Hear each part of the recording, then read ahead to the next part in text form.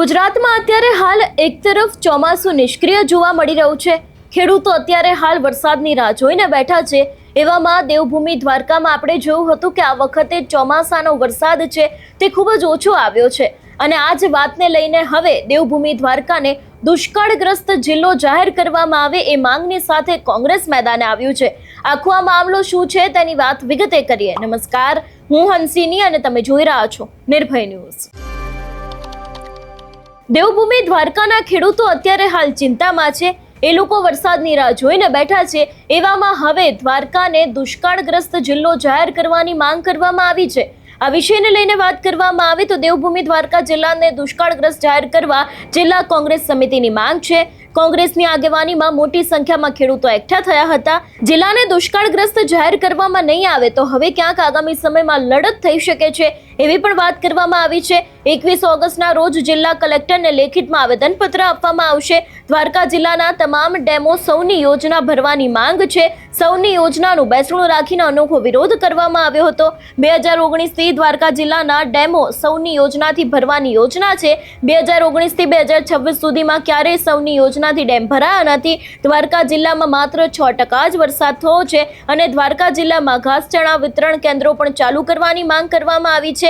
ખેડૂતોનું ચાલુ વર્ષનું પાક ધિરાણ માફ કરવાની પણ માંગ કરવામાં આવી છે અને જિલ્લામાં પાંજરાપોળ ચાલુ કરવાની પણ માંગ થઈ છે। ખેડૂતોના ફિક્સ વીજળી બિલ સંપૂર્ણપણે માફ કરવાની પણ માંગ કરવામાં આવી છે।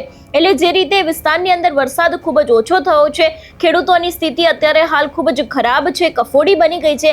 એવામાં હવે કોંગ્રેસ દ્વારા દેવભૂમિ દ્વારકા જિલ્લાને દુષ્કાળગ્રસ્ત જિલ્લો જાહેર કરવામાં આવે એવી માંગ કરવામાં આવી છે। સૌથી પહેલા તો જે રીતે આખી આ માંગ કરવામાં આવી હતી એ દ્રશ્ય ઉપર નજર કરીએ। દ્વારકા જિલ્લાની અંદર માત્ર 6% જ વરસાદ નોંધાયો છે, ત્યારે રાજ્ય સરકારની પોતાની મુખ્યમંત્રી કિસાન સહાય યોજના મુજબની જે ગાઈડલાઈન છે એ મુજબ સતત 28 દિવસ એટલે 4 અઠવાડિયા વરસાદ ન થાય તો એને દુષ્કાળગ્રસ્ત કાઉન્ટ કરવામાં આવે છે। તો એ મુજબ દ્વારકા જિલ્લાને દુષ્કાળગ્રસ્ત જાહેર કરવામાં આવે। બીજું, 2019માં સૌની યોજના મુજબ દ્વારકા જિલ્લાના જે ડેમો છે એ ભરવાની 2019થી સતત ભરવાના હતા, એની જગ્યાએ અત્યાર સુધી તો વર્ષ સારા હતા, ડેમો ન ભર્યા ચાલ્યા, પણ ચાલુ વર્ષે જ્યારે દુષ્કાળગ્રસ્ત જેવી પરિસ્થિતિ છે ત્યારે સિંહણ ડેમ હોય, ઘી ડેમ હોય, સોઠી ડેમ હોય, શેડાભારથરી ડેમ હોય, સાની ડેમ હોય, વર્તુ ડેમ હોય, સિંધણી ડેમ હોય, ગડકી ડેમ હોય, મેઢાક્રીક ડેમ હોય, આવા દ્વારકા જિલ્લાના તમામ ડેમોને સૌની યોજનાથી તાત્કાલિક ભરવામાં આવે। અત્યારે સરકાર માત્ર નાટક પૂરતા એ ઘી ડેમની અંદર પાણી 1 કલાક માટે છોડે છે ને 3 કલાક માટે બંધ કરી દે છે। ત્યારે આ પરિસ્થિતિની અંદર દ્વારકા જિલ્લાની અલગ અલગ નગરપાલિકાઓ અને દ્વારકા જિલ્લાના 239 ગામોમાં 15 દિવસે, 20 દિવસે, 30 દિવસે પાણી જ્યારે આવે છે ત્યારે તાત્કાલિક પીવાનું પાણી અને સિંચાઈનું પાણી આપવામાં આવે એવી માંગ સાથે અમે આજે એક આયોજનની બેઠક રાખી હતી અને 2019થી અત્યાર સુધીમાં અમને સૌનીનું પાણી મળ્યું જ નથી, એટલે અમે એવું માની લીધું કે સૌની યોજના અમારા માટે મરી પરવાયેલી છે, એટલે સૌની યોજનાનું એક બેસણું રાખી અને પ્રતિકાત્મક વિરોધ પણ નોંધાવ્યો હતો।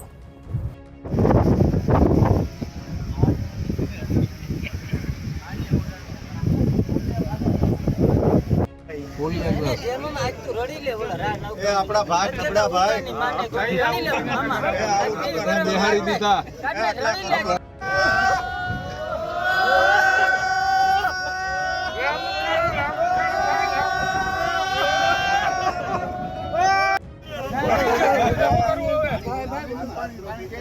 પાણી દઈએ, આપણા પાસે સૌની યોજના પાણી જ નથી। યોજના મરી ગઈ તો પાણી ક્યાંથી હોય? ઈટા વાત પૂરી થઈ, મોઢે વાત એવી જોઈએ, કોઈ આપણે નામ વેચાવું ના જોઈએ। એવું નહીં વિચારવાનું કે હું આયર, હું દરબાર, હું સતવારા, હું દલિત, હું કોળી, અલગ અલગ કોઈ નાત નહીં। મારી નાત ખેડૂત, મારી જાત ખેડૂત, બધું જ મારો ધર્મ ખેડૂત, એ વિચારી રાજકીય માણસોની મનાઈ હતી, તમારે લડવાની હતી, પાછળ હતા કે નહોતા? પોલિયો સાથે જન્મ્યું એવું જ લાગે છે આ યોજના।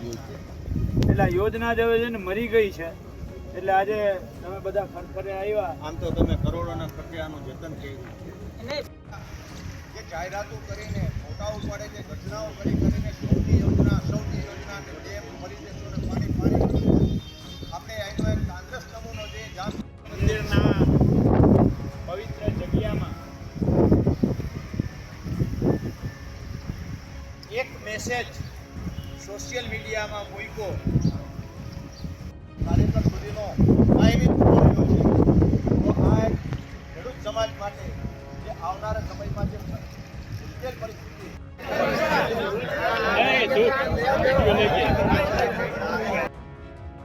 આ વિષયને લઈને તમારું શું માનવું છે અમને કમેન્ટ કરીને ચોક્કસથી જણાવજો. તેની સાથે અમારી ચેનલ નિર્ભય ન્યૂઝને લાઇક, શેર અને સબસ્ક્રાઇબ કરવાનું ભૂલશો નહીં. નમસ્કાર.